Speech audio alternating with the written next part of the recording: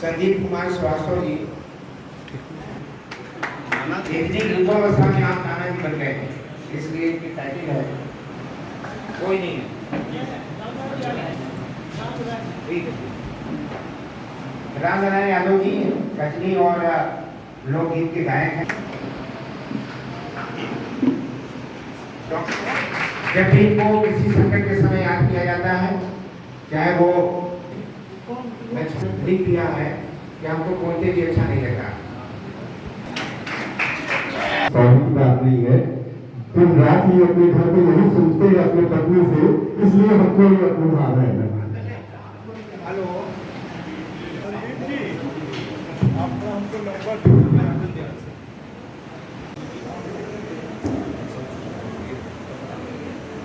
चलिए पहले इनको कॉफी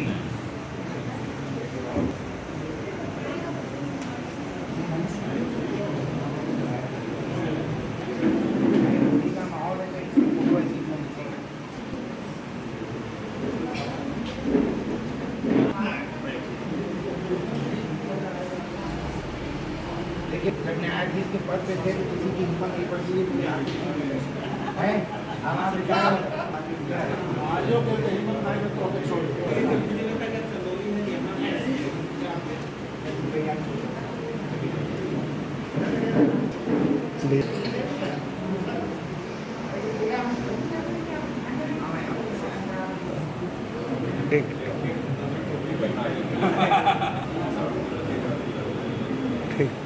आप हम लोग जब हट जाएंगे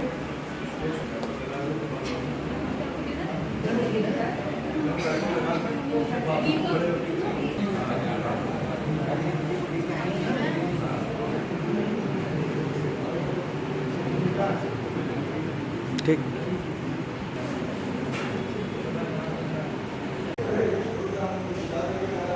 ठीक ठीक ठीक।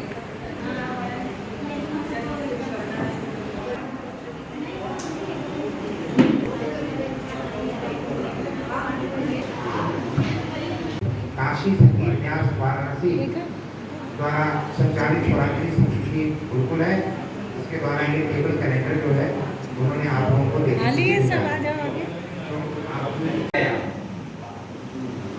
कि आप लोगों को बहुत शीघ्रता से चलना है, उसका अपना औचित्य था, उसकी अपनी औपचारिकता थी, बहुत अच्छा लगा। मैं गोस्वामी जी से कह रहा था कवि सम्मेलन लिखवाइए, लेकिन माने नहीं। हास्य कवि सम्मेलन लिखवाए, 2 बार मिटा मिटा करके, तीसरी बार हास्य कवि सम्मेलन लिखवाया उन्होंने बैनर। तो जब हास्य कवि सम्मेलन है तो सब लोग मन बना लीजिए हंसने का। हंसना वैसे भी स्वास्थ्य के लिए बहुत जरूरी चीज है, सेहतमंद है, तनाव दूर कर दीजिए। अगर डॉक्टर साहब के आसपास बैठे हों तो सीट छोड़ करके 2 सीट छोड़ करके पीछे हो जाए, क्योंकि डॉक्टर लोग नहीं सलाह देंगे, उनका क्लिनिक बंद हो जाए। अगर आप हंसेंगे तो आपका फायदा होगा, डॉक्टर साहब के यहाँ नहीं जाना पड़ेगा। बुरा न मानो होली है। कवियों के बीच में न्यायाधीश महोदय विद्यमान हैं, तो मैं मोबाइल की कसम खाकर कहता हूँ कि आपके सामने जो कहूँगा उसमें कुछ सच नहीं रहेगा, और आप ये ऐलान करें उसकी कोई सजा नहीं हो। हंसने की छूट है, जो नहीं हंसेगा वो अभी उसके पहले 2100 रुपया चंदा देने की बात आई थी, तो उससे 2100 रुपया लिया जाएगा। इसलिए हम फोटो खींच रहे हैं। अगर किसी के चेहरे पर हंसी नहीं आई तो समझ ले कि 2100 रुपये का चंदा अनिल यादव जी काट करके उसको रसीद जाते जाते पकड़ा देंगे, जैसे हम लोगों को सामान पहले पकड़ा दिया गया। संस्कार भारती की अध्यक्षा आदरणीय पद्मश्री उर्मिला श्रीवास्तव बात नहीं कर रहा हूँ। जब मैंने चश्मा, जब मुझे लगा कई साल हो गए, तब ये छूट थी, कुछ करके आता था और ठीक नहीं रहता था तो मुंह से निकल जाता, बड़े गधे हो, बड़े गधे हो। 4-5 दिन जब उसने सुना तो अपने पिताजी से उसने कहा, ये मास्टर जी आए हुए हैं, उनको हम गधा दिखाई पड़ते हैं, तो उनकी आंख में दोष है, तो आप ऐसा करिए कि एक चश्मा बनवा के दे दीजिए, उनको दे दें और लगा लें, तो कम से कम हमको आदमी की तरह तो देखने लगे। तो इसलिए मैं चश्मा नहीं उतारूंगा, क्योंकि चश्मा उतारने पर आप लोग मुझे 15 साल वाले न दिखाई पड़े। और तब से मैंने चश्मा लगाया, इसलिए आप सब बड़े संभ्रांत दिख रहे हैं, सबके चेहरे पर मुस्कुराहट है। बड़े भाई साहब जी बहुत देर से आए हुए थे, थक गए, 3 बार वॉशरूम करने गए, 60 सीढ़ियां एक बार में, 60 जाना 60 आना, 60 जाना 60 आना, 60 जाना 60 आना। अब वो बेचारे करुण रस में हो गए, अब हास्य रस कहां से आए। लेकिन एक बार जोर कीजिए, कपालभाति करिए और फिर वो ऊर्जा आपको मिलेगी। सबसे पहले मैं सरस्वती वंदना के लिए नंदिनी वर्मा जी को आमंत्रित करूंगा कि मां सरस्वती की वंदना हो जाए, फिर हम लोग इस कविता एक्सप्रेस को आगे बढ़ाएं।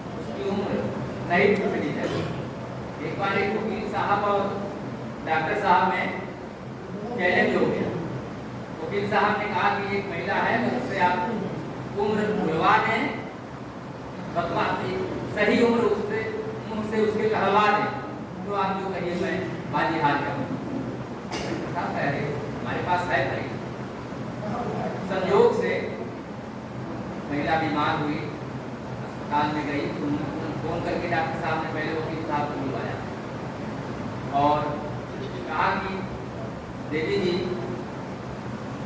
सही अपनी उम्र बताइए जिससे मैं आपको दवा दे दूँ और वो प्रभावी हो सके। डॉक्टर साहब 28 साल की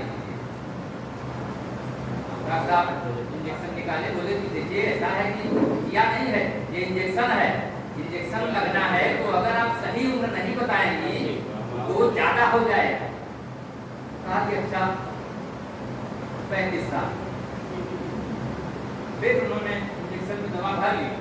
उसके बाद बोले कि देखिए ये है इंजेक्शन और आप कह रही हैं कि 35 साल की मैं हूँ, ये इंजेक्शन 35 साल के लिए, अगर आपकी उम्र इससे ज्यादा होगी तो ये आप कोमा में जा सकते।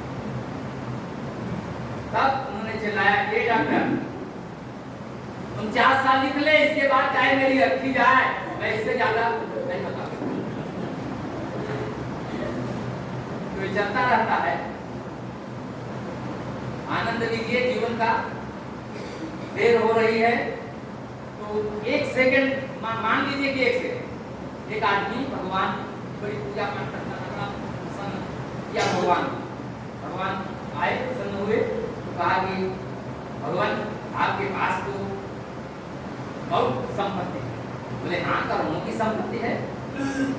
बोले कि अच्छा आपका जो दिन होता है वो कितने का होता है, जिससे हम लोग ये जो तुम्हारा पूरा जीवन है ना मेरे लिए 1 सेकंड के बराबर।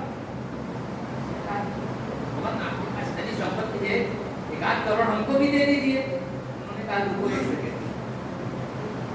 भगवान ने कहा कि रुको 1 सेकंड। तो वो 1 सेकंड पूरा जीवन है। तो मैं गोस्वामी जी को बता रहा हूँ कि बस 1 सेकंड में हम लोग अपनी कविता खत्म करने वाले हैं। जब आप उधर से हाथ उठा देंगे बस हो गया, तो गाड़ी जहाँ रहेगी वहीं रुक जाएगी और यात्रियों से कहा जाएगा कि आप लोग प्रस्थान करें, प्लेटफार्म आ गया। तो इस प्लेटफार्म पर हमारे एक नए टीटी साहब केदारनाथ सविता जी, बहुत बैंक में आप मैनेजर पद से रिटायर हुए हैं और बड़ी पब्लिक की बहुत मन से सेवा करते हैं। किसी को कोई दिक्कत अगर हुई तो ये समझिए कि ये अपनी सीट छोड़ करके और उसका काम करते हैं। कविता भी आप बहुत अच्छी लिखते हैं। आपकी कविताओं को माइक्रो कविता कहा जाता है। डिजिटल युग है ना, तो माइक्रो कविता बहुत असरदार होती है। इंजेक्शन से भी ज्यादा आप सुनेंगे तो एकदम केदारनाथ